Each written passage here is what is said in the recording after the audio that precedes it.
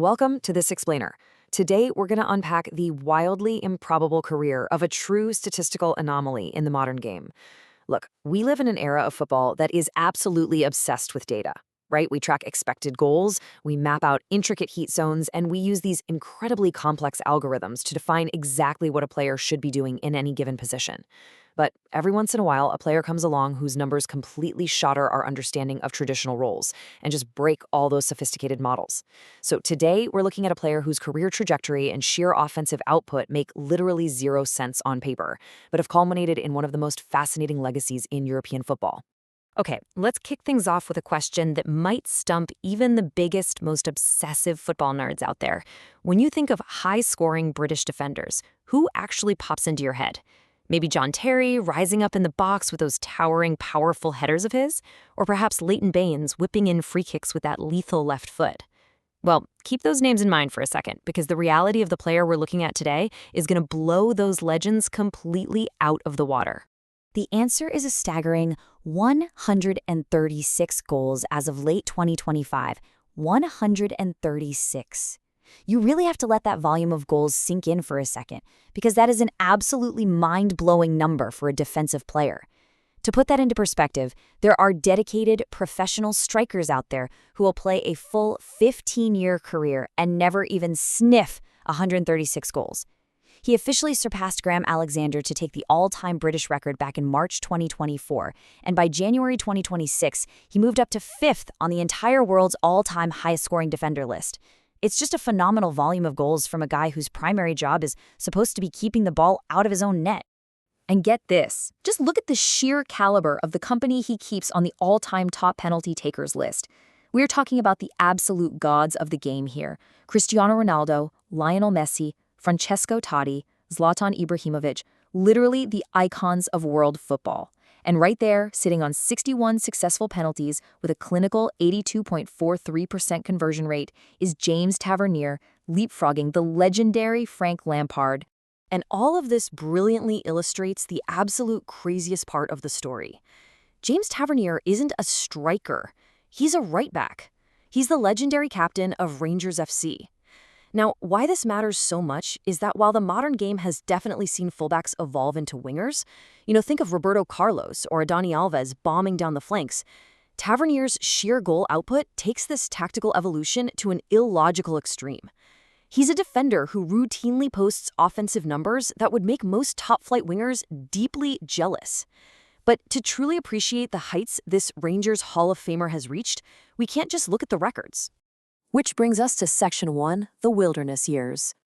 To really understand how he got here, we first have to look at the sheer grind he endured early on. Because Tavernier was certainly no wonder kid destined for greatness. His path was grueling, unglamorous, and packed with early rejection. After signing a pro contract with Newcastle United in 2009, he just couldn't break through the pecking order. So he was sent out on 6 different lower league loans. Just tracking his movement during these wilderness years is exhausting. Gateshead in the non-league Conference Premier, then Carlisle, Sheffield Wednesday, MK Dons, Shrewsbury, and finally Rotherham.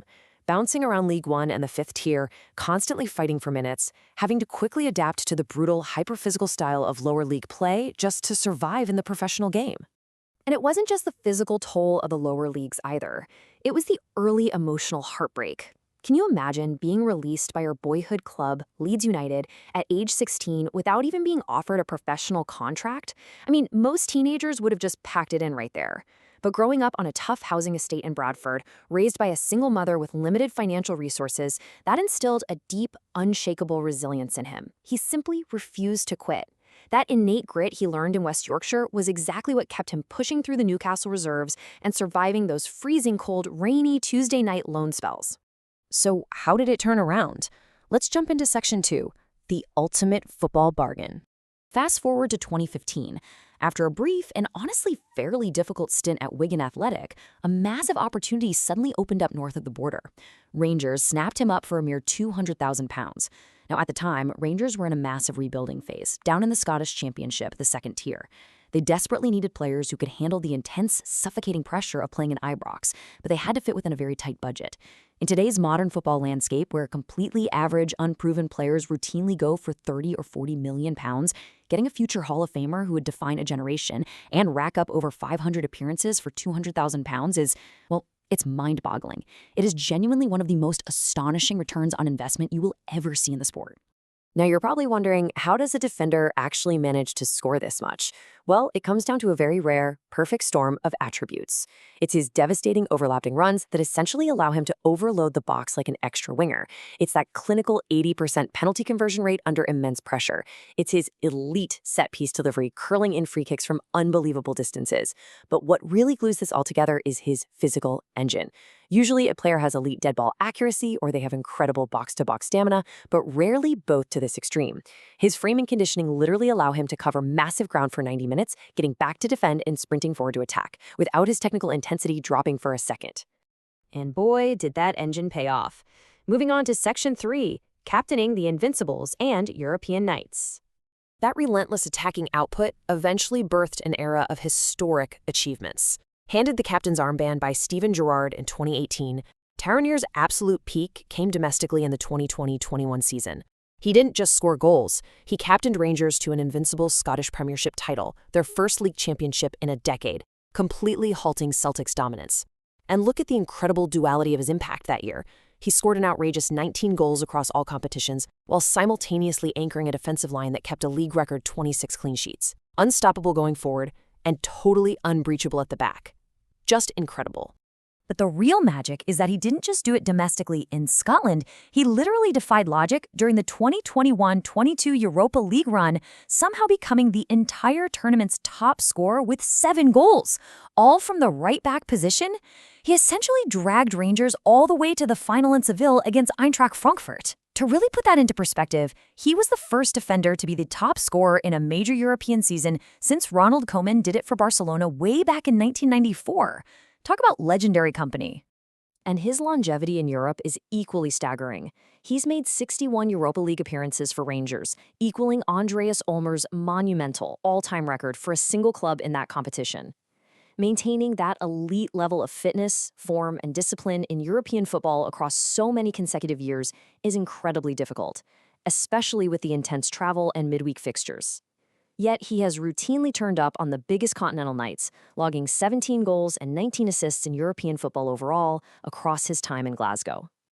Now, here's where things get a little weird. Section 4, the uncapped paradox.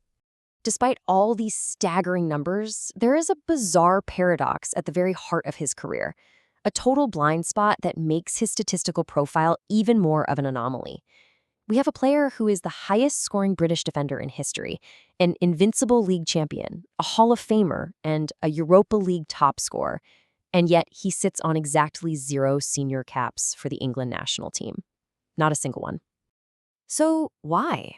Well, it honestly comes down to a generational blockade and some incredibly bad timing. His absolute peak happened to coincide exactly with an era where England was producing an absurd, unprecedented wealth of right-backs. In almost any other decade of English football history, his numbers would have made him an automatic starter.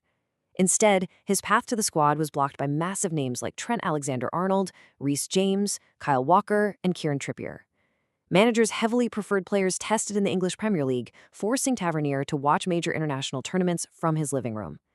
And even as he became eligible for Scotland through residency, he remained completely steadfast in his loyalty to England, keeping that cap a lingering, unfulfilled dream. Which leaves us with a fascinating final thought for you to ponder as we wrap up today's explainer. Does unparalleled club loyalty and record-breaking domestic dominance outweigh the absence of international recognition? James Tavernier may never wear the 3 lions on his chest, but his statistical legacy at Rangers, born from the grit of the lower leagues and forged under the intense lights of Ibrox, has permanently changed how we view the role of a modern defender. Thanks for hanging out with me for this explainer, and I'll catch you in the next one.